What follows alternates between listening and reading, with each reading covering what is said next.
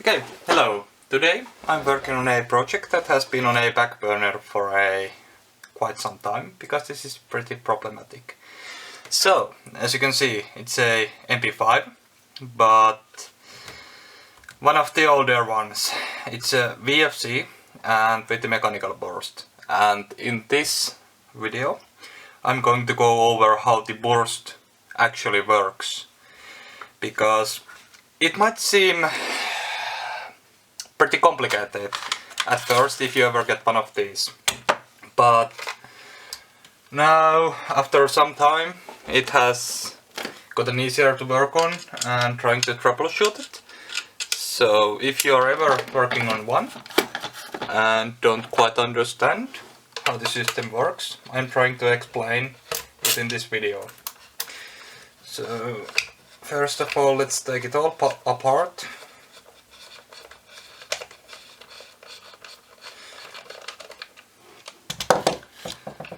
At the moment it doesn't work because one of the springs broke, and I ordered some from Denmark. It's called Soderman, and I'm trying to make it work with those springs because of course it isn't the original part. So here we go.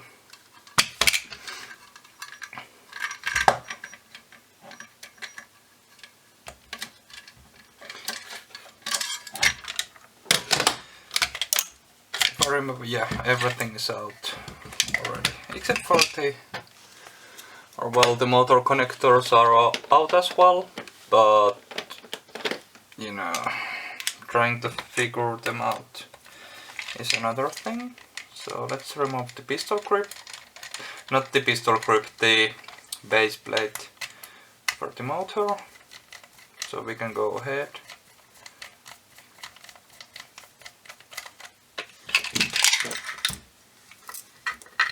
So there were the body pins, hidden in the plain sight.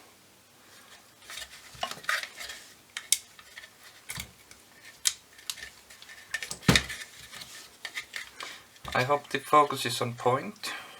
This is first time using this setup with the updated work table, so I don't know about that.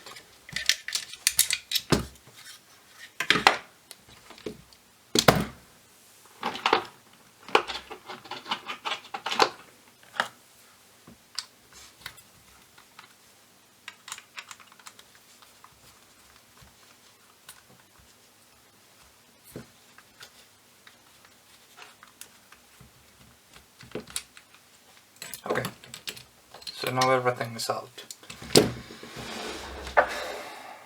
And the gearbox is right at the back position. So we'll need to uncock that first.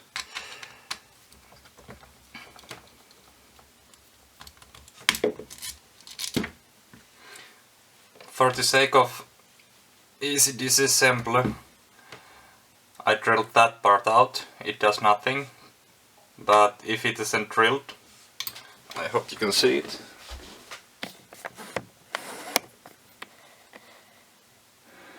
So it was just a filled there. So you would have needed fuck, I lost the word. To push the connectors through, but at the moment it is just like that and there. Way easier that way, and it serves no purpose but to connect the gearbox to the lower receiver. So let's keep on going here. On the right hand side you can see this plate. This does nothing but acts as a safety. So when it's front, the trigger is locked, and when it's back, trigger can move. And in the lower receiver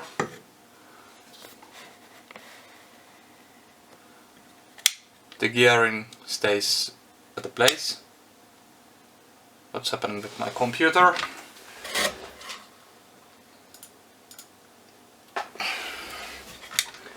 So there is this piece on the right hand side that moves the safety, and on the left side there's another gear looking like the same, which is moving the selector plate, which is right here, and this is where the mess begins, to be honest. Oh, actually, let's check the focus. There we go,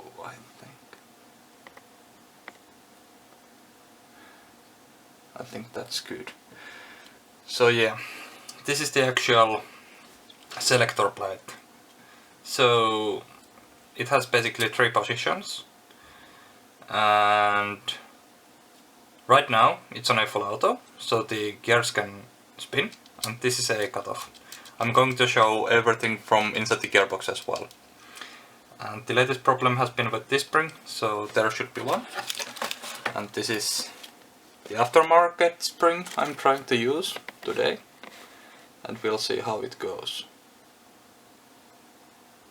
So yeah, there is Söderman Industry, whatever that is, and that's the product code. I hope it works, because the original one, I think I had it lying somewhere, but apparently not. It was a lot smaller than this, so this should do it. I'm also going to replace this spring because it's old, and I hope this thing will work by the end of the day. But we'll see.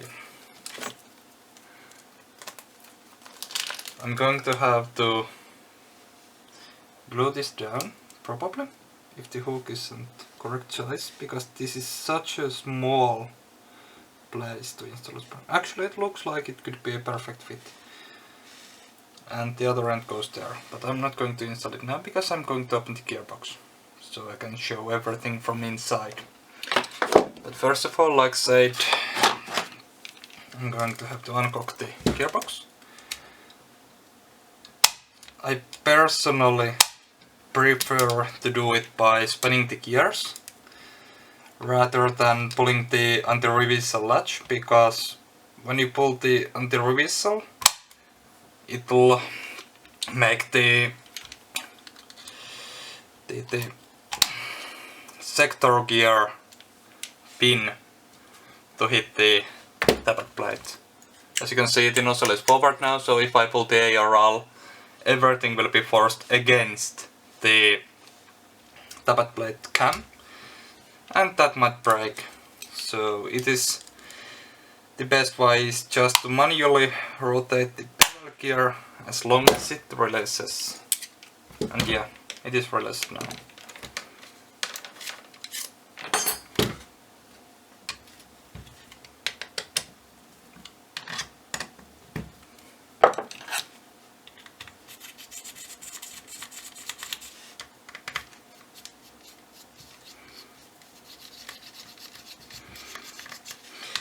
And to be honest, at the moment, this thing has been so problematic with the trigger setup that if this doesn't work out, I'm just going to have to try to install a basic gearbox and get rid of the burst function. So here we go. The components, piston, or all the air seal components, they are just regular basic V2 stuff, so nothing to worry there. The spur gear, bevel gear, they are normal. But where things get weird is the sector gear. So this is SHS, and if I can find, here's another SHS. So this is the normal one with the basic cam, and here's one that I made fit. As you can see, I had to do quite a lot of dremeling because normally this part is flat, and the cutoff cam is right at the axle, like seen here. Where is the plane of focus? There. So, and the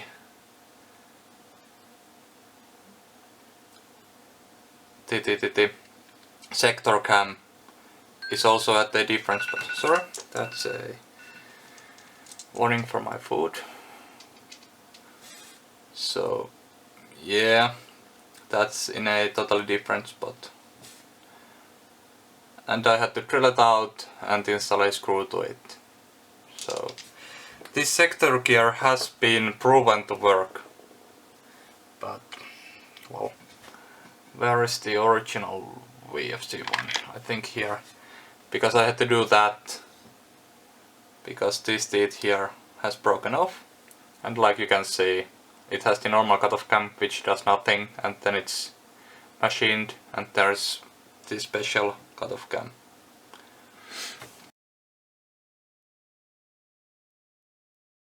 Okay, let's go. Let's keep on going here. And the reversal latch is also normal part, but as you can see, here things get funky. That was one of the O-rings. Not needed in this build. It was just an experiment. So let's remove the trigger contacts so we can show what's going on in here.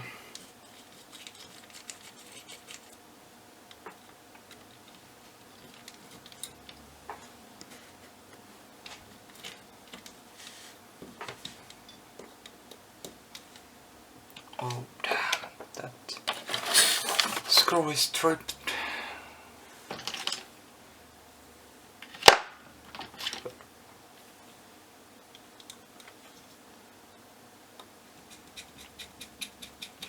Okay, it's fine. One thing you might have already noticed, the trigger trolley, instead of moving horizontally, in this one it moves up and down.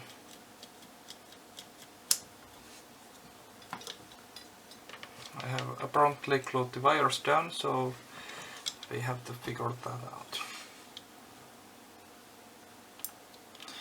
So, where did the trigger return spring go? Well, there. And it doesn't matter right now.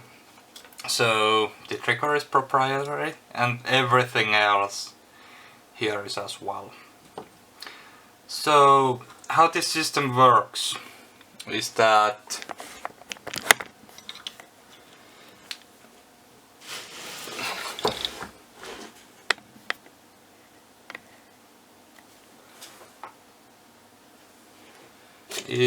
the trigger pushes this lever up, and this lever also pushes the trigger trolley up, and this one is the cutoff. So basically at the moment, as this metal piece, I don't know the name for it, is at the front, it means we are on full auto because the cutoff can move freely and doesn't contact the lever. And the next position is right around here, which is the burst. So I'll actually install the trigger back because it's easier that way. So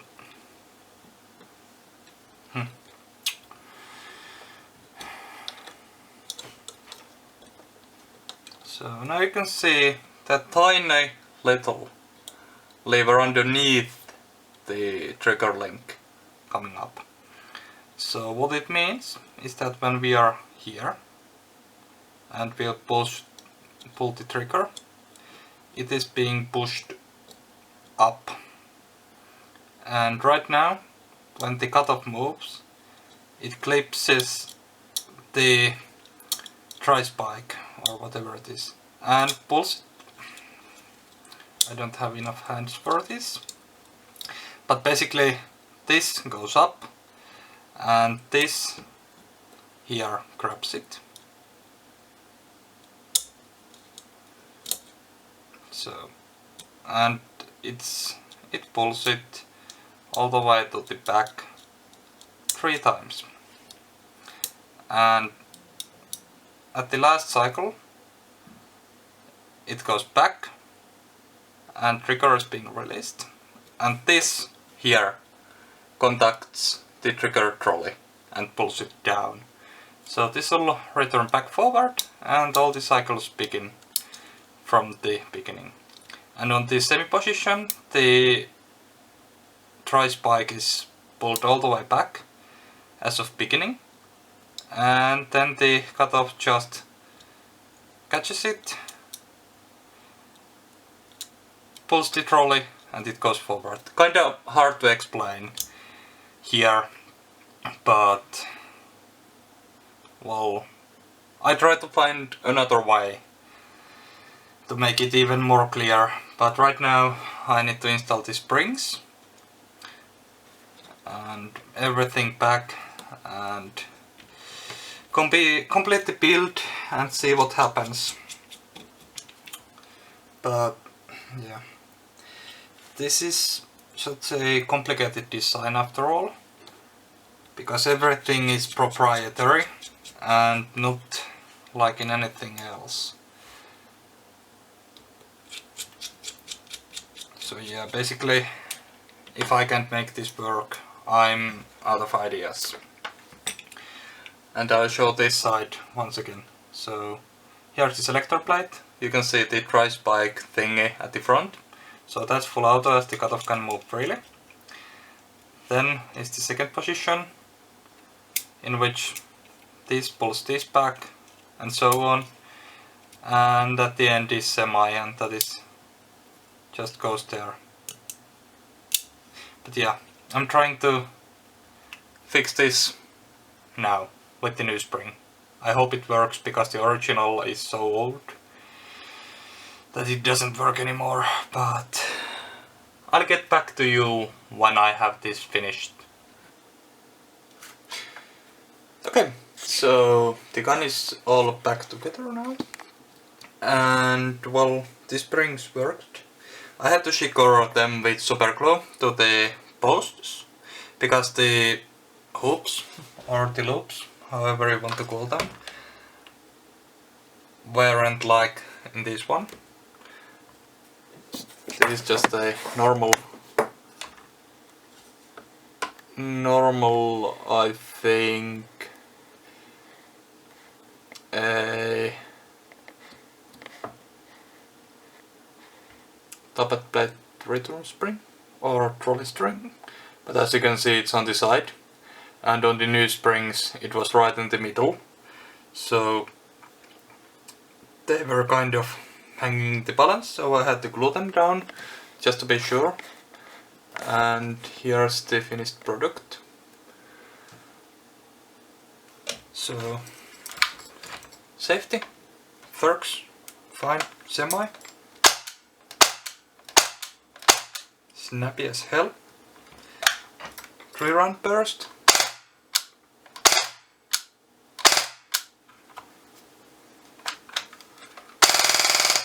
and full auto. So it's all good finally.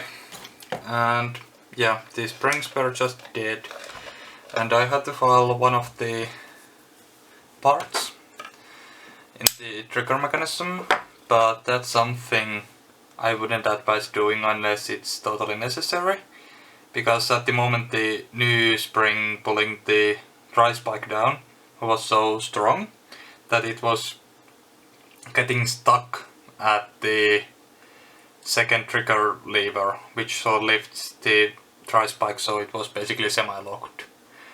So I made the lifting link have a rounded corner so that it goes over it easily. So it worked for me. I wouldn't advise doing so, but if you ever find yourself working on one of these, I feel bad for you. These these are pain in the ass, to be honest. But if you're having problems with this kind of a mechanical trigger setup, I hope this video was helpful, and yeah, this was a pain. But if you have any questions, please leave them down in the comments and I'll try to answer them. But yeah, I'm glad it's done, because this project has taken me like 6 months or so. Because I have been just trying to do this for one night, it has had more problems than before, and I've lost my motivation and it just has been in a back burner.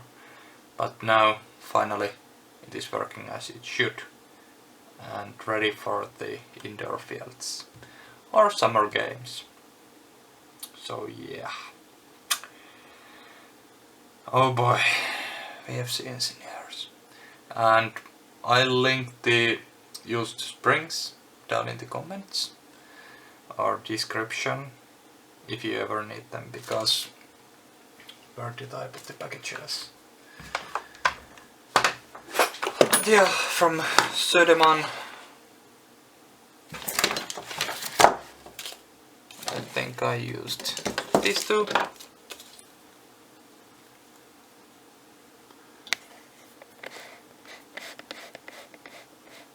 So yeah, these two springs were used. I think this was the longer one and this was the shorter one. And they fixed the problem for this one.